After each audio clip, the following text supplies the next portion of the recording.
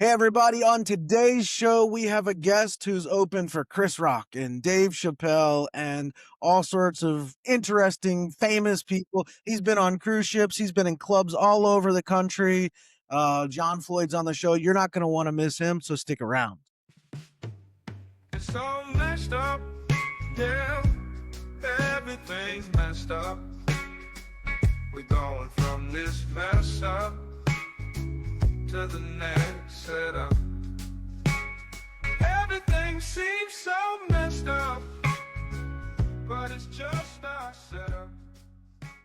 Hey, everybody, this is the Messed Up the Setups podcast. I'm Michael Halcomb, and today I'm so stoked to have with me comedian John Floyd. We're just meeting, but John, it's good to connect with you, man. Thank you, Michael. Good to be here. Yes, and so just learned right before we hit record here that we're both in North Carolina.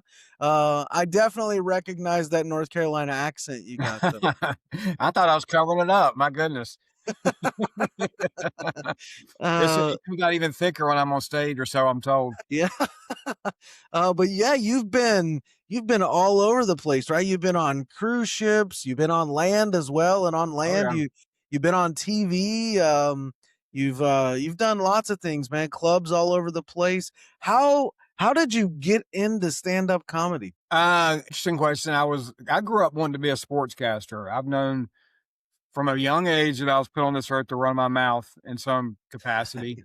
And I always wanted to be a sportscaster. And out of college, I worked in radio for a couple of years. I did some sports broadcasting stuff. And a friend of mine, I was living down in Wilmington at the time, and a friend of mine kept daring me to do an open mic night because he thought I was funny. And I finally did Wow. one just to kind of shut him up, just so he'd leave me alone. And I did it and won the $50 first prize. Voted out, the audience clapped for me the loudest. So I won. And then they asked me to come back a couple of more times. And then like 6 months later, I quit my job and moved out to Los Angeles to pursue comedy, which is not the way to go about it. Cause I got out there and people were like, how long you been doing comedy? I'm like, Right. I'm here to start. Cause I thought, you want to be a comedian, you have to live in Hollywood. And I realized very quickly that's not the way to do it, but it's worked out all right. I moved back for a while and then lived in New York for a couple of years. And I always end up back in North Carolina. So you've been all over the place, man. Good grief. And you've done, like I said, clubs to cruise ships to TV to everything. And yeah, so you did this. You started on a dare. Yes, that's I love absolutely true. that. I love And now he gives me, that friend of mine gives me a hard time and keeps saying, when are you going to get a real job? I'm like, you're the one who made me do this. It sounds just like a good friend. Exactly. That's great, dude. So did you grow up in North Carolina? Is I this where you're did. from? I grew up in Rocky Mount, which is about 50 miles east of Raleigh. It's not in the mountains. Everybody, in fact, I get asked all the time, oh, is that near Asheville or Boone? I'm like, no, it's in eastern North Carolina. And I grew up there. So yeah, I lived in North Carolina pretty much my whole life. Wow, you a Duke fan, UNC fan, no fan? UNC, All right. hardcore. In fact, I wanted to be a sportscaster. If some people may not be old enough to, I wanted to be the next Woody Durham because he was the voice of the Tar Heels for a long time. I wanted to take over Right. for him. That was my goal. So Man, well, at the time of recording this, so I'm from Kentucky, man, and my wife and I both have degrees from UK. That was a good game between was. North Carolina, Kentucky the other night, but heartbreaking for UK fans, man. Yeah. Well, Carolina's had a few heartbreaking losses to Kentucky too over the years. So Right, it right, all kind of comes around. That's what makes it so great. That's why I love college basketball. You just never know. right. Well, man, so talk to us a little bit about what are some of the similarities and differences between like doing comedy on, say, a cruise ship versus like in a club? Well, in a club, you can get up every night and do pretty much the exact same show, and you have a different audience, so nobody's going to know. Whereas on the ships, you have to have a bunch of different shows. Then each show is a little bit shorter. Like in a club, your show might be an hour, and on the ships, it might, they're like usually half an hour each, but you have to have 4 or 5 different ones because you're going to have the same people coming back over and over. So that definitely, you have to get out the pad and write a whole lot more to be prepared for Wow. that. It took me a while to get used to, and then but now I've got it down. So Yeah, interesting. that's the big main difference. And also, if you have a show that doesn't go well in the club, you're never going to see those people again. But on the ships, you might see him at breakfast the next morning. Yeah. What's that like? Well, it can be fun and not fun. It kind of depends. Most of the if you know, if nobody's gonna say anything rude to you if they didn't like your show, but people might come up to me and they'll say things that they think they're being funny, but I don't like they might look me up and down and say, "Boy, when you were on stage last night, I didn't realize you were so short." And I'm Mm, just kinda like, Thank you." I mean, just, right. just things like that or, just yeah, you definitely I used to think I wanted to be really famous, but after getting recognized on the ships a lot, I realize now that being real famous would kinda not be fun. Right. What do you prefer? Do you prefer working in a club or a ship or a church, or where do you They like? they all have, they're good and bad in different ways. The ships, obviously, you get to see a lot of cool places. I've been to like over 40 countries on 4 continents, so that's been fun. But it gets a little old because it can be a little boring on the ships. I'll put it that way because if you're out at sea and not much to do, whereas if you're working a comedy club, you can just hop in your car and drive somewhere. But the show, other than that, I would say that they're both good and bad in different ways.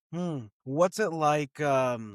You've been on several TV spots. What's that been like? Well, it was fun. I was on Mike Huckabee's show last January, and it ended up, I didn't know this at the time, but it ended up being his next to last show because he was leaving to go be the ambassador to Israel. So his show ended. And when I recorded it in November and it aired in January. And I didn't know, nobody knew at the time that was going to happen. So I ended up being the final comedian to perform on his show. Rich Little was actually the last comedian on his show in his final episode, but he didn't perform. So technically, I can say I was the last comedian to actually perform on Huckabee. But I was the audience warm up guy a couple of times for him. And from the first time I was a warm up guy when I finally got on the show, it was like a 6-year process. And I was Wow. about to give up. I was getting so frustrated. And then literally on when I was on the show, there was a guy who owned Newsmax, who started Newsmax Television, was on the show as well. And he asked me to be on the show and on Newsmax. And I was on there a few days after I was on Huckabee. So I went from never having been on national TV to being on twice in the same week. And Wow. I know good and well. You said you're a Christian, so we were talking earlier. I know that good and well that was all a higher power that helped that Huh. happen. Wow. Yeah, that's fascinating, dude. And what's the prep like that? What's the prep for, or prep I'm stumbling over my words here. What is preparing for that like? That's what I You was trying. just have to, as far as like Huckabee, you have to have the perfect, like 6 minutes is how long you do. And that's basically what I did. Well, maybe a little bit longer than that. I did about 10 minutes when I was the audience warm up guy, and they saw Mm, me. The second time I came back, they finally decided to use me, and then I, just cut that down to 6 minutes. And you never know if it's the exact right 6 minutes right. because but it worked out well. It went fine. And then Newsmax was just, I didn't know what they were going to ask me about on Newsmax. We talked about one of my books a little bit, but then we talked about it was right after, I think it was Jimmy Carter's funeral. We talked about that some, Mm, and I was absolutely terrified because that was live TV. wow. I can just feel my heart beating. I can literally hear my heart beating in my ear.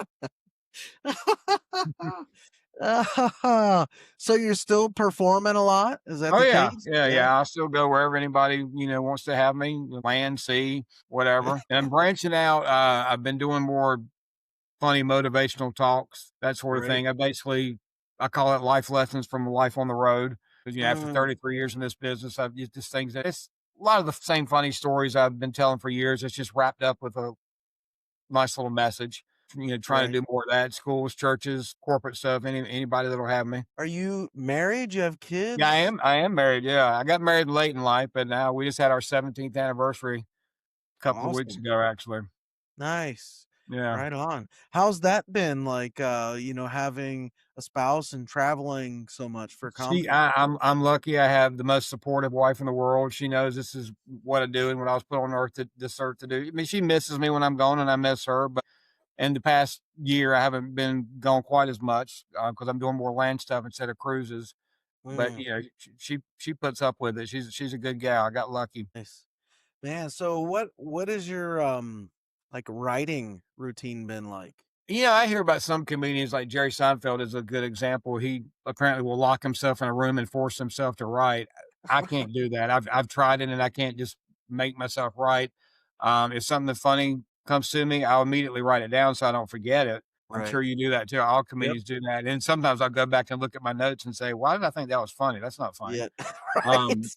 but yeah, so I can, and sometimes when I'm on a ship, because I sleep odd hours, I'm kind of up all night and sleep in the day. And there have been, many times I go up to the Lido deck at like 2 or 3 o'clock in the morning with my notebook and drink a cup of decaf and just kind of like go through my notes and like fine tune stuff or maybe see something. I'm like, oh, I never did try this out on stage and mess around with that. That's one of my favorite things is to go up and people watch with my notebook. So Right. I'm always kind of tinkering with that sort of thing. Hmm. Yeah, I find the routine writing very challenging. I'm not like a I need to be struck with inspiration kind of person necessarily either. It's just like a matter of okay, I just had a thought, let me work on it. Or yeah, I saved this note from the other day. Let me just take some time to see if I can work on it. But Right. I can't do the like force myself, on Tuesday, every Tuesday at 3 I'm writing. That kind of thing just doesn't work for me. Yeah, me either. And It I've either got comes to me or it doesn't. yeah, I mean, I've got too much I wanna I blog every day too, and I got too much I wanna write about other than in jokes. So I'm always writing, daily I'm writing. There's just Right. not jokes every day. But I gotta get this stuff out of my system, out of my head, or I feel like I'll explode or combust or something. But um, yeah, the writing routine I find very challenging. I'm wondering, I like asking guests this, man. Let's imagine like somebody's watching this or listening to this that is just considering getting into stand-up comedy, like thinking about going up on stage for the first time. What would your advice to them be? The biggest advice is do it. Yeah. I was working at sometimes when I work comedy clubs, if they have an open mic night and then I go up after all the open micers, I'll say, you've already crossed the biggest hurdle because I have people come up to me all the time and say, I want to be a comedian. How do I start? And I'll say, go do an open mic night. And their eyes get really big and they just have this terrified look like, wait a minute, you mean I actually have to get on stage? Well, yeah, that kind of helps. But so many people talk about say, oh, I could be a comedian or I want to be a comedian, but they never actually do it. But if you get on stage, that's the biggest hurdle is getting on stage that first time. Because after Right. that, you can do it, and then it's all kinda a little bit downhill from there. So, Hmm. yeah, that's the main thing is just to stop talking about it's not gonna go well your first time, so don't worry about it. So, that's the main thing to worry about. It's not gonna be perfect, so just get up and do it and get that monkey off your back, so to speak, and, get Hmm. on stage. That's the main thing main advice I would say. What if somebody's watching this like been in it a little while? Like what seasoned advice might you have for them? Maybe they're struggling. How do I get out of an open mic to a booked show? Like how do I how do I make $1 doing this? Yeah. What Just that's a good question. I mean, just the main thing is just to keep doing it, and again, realize it's a long process, and probably 99% of all people who ever get on a stage to do an open mic night don't ever get paid to do it, but you at yeah, least have to do that to try to know that you did, and just keep doing it, keep writing new material, and maybe ask the club owner eventually after you've been doing an open mic for a while if you can come back and MC and then go from there. I mean, it's a long process and it's a tough process and it's changed. I mean, I've been in this business 33 years and I feel like it yeah. keeps getting harder and harder. But the main thing is just you know how it is. You just gotta keep doing it, Yeah, what is it persevere. like? What changes like, what have been maybe 2 or 3 of the biggest changes that you've seen over the years as you've done stand-up? One thing I felt like there are more and more people doing it, even though there were a lot of people doing it. I started in the early 90s and there were tons of people jumping into it at that time. Now there are even more. I also feel like there are a lot of clubs out there still, but not as many week-long clubs. It used to be you could make a decent living. You could go and there'd be comedy clubs all over the country and there were 5 or 6 nights a week, so you could go from one to another. Now I feel like so many comedy clubs are just weekend rooms, and you're not making as much money, so, and have a place to stay if you're out on the road those nights off on the weeknights. So Right. that's been a big thing, and I think and this is not that big a deal. It's just actually easier. It used to be you have to literally mail somebody a physical VHS tape in the Right. mail as an audition. Now you can just send them the link to your website or whatever, or your YouTube. So that makes it easier. And also, I hate to say this because again, it ties with something we were talking about earlier. I feel like it's gotten dirtier, Mm, comedy, and I feel like almost people come to a comedy club and in many cases, not at a church obviously, but in a comedy club, they expect, and almost sad to say, want comedians to be dirty. So it right. makes it harder for guys like us that work clean. Yeah, what was the choice to work clean there for you from the beginning? Like, or did that come along the way, and what Yeah, sparked that? it's more and more.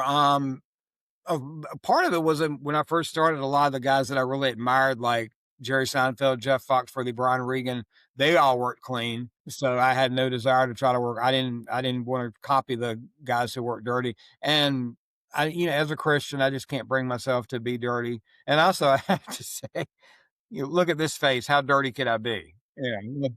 Yeah. Somebody told me not too long ago I look like what might would happen if Spanky from The Little Rascals swallowed Michael J. Fox. So I don't Yeah. think I could, even if I tried to be dirty, people would be like, "No, no, no, Yeah. I'm not buying it." I love that, dude.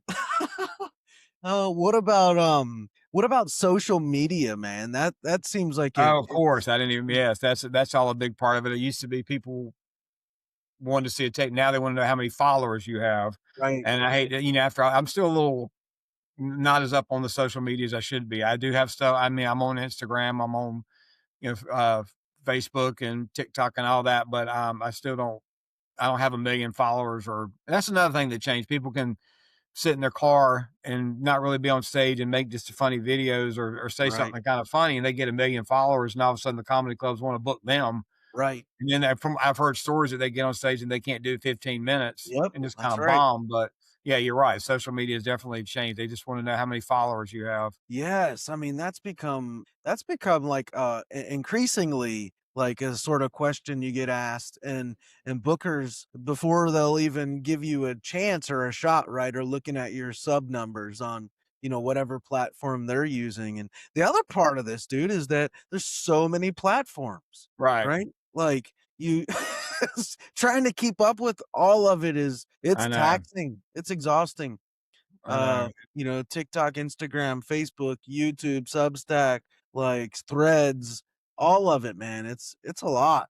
Um, and trying to It manage it is. all. It It's is. tough, but and I've had to stretch myself, like, in the last 6 months, really. I've been forcing myself to do a lot more like sketch comedy stuff on social media to sort of complement the stand-up stuff that I'm doing on stage, because, like, that's what people are looking for now.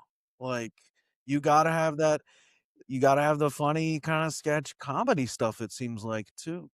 Um, and then, another thing I've noticed on social that's been big is, like, crowd work clips, although Hmm. it seems to be decreasing a little bit now. But and I've noticed, here's my thing, like, it's one thing to be in an audience at a show, but when you watch, like, a clip of stand-up comedy on YouTube or whatever, it's rarely ever as funny. Like, it doesn't translate as well from, like, a live performance to a screen for me.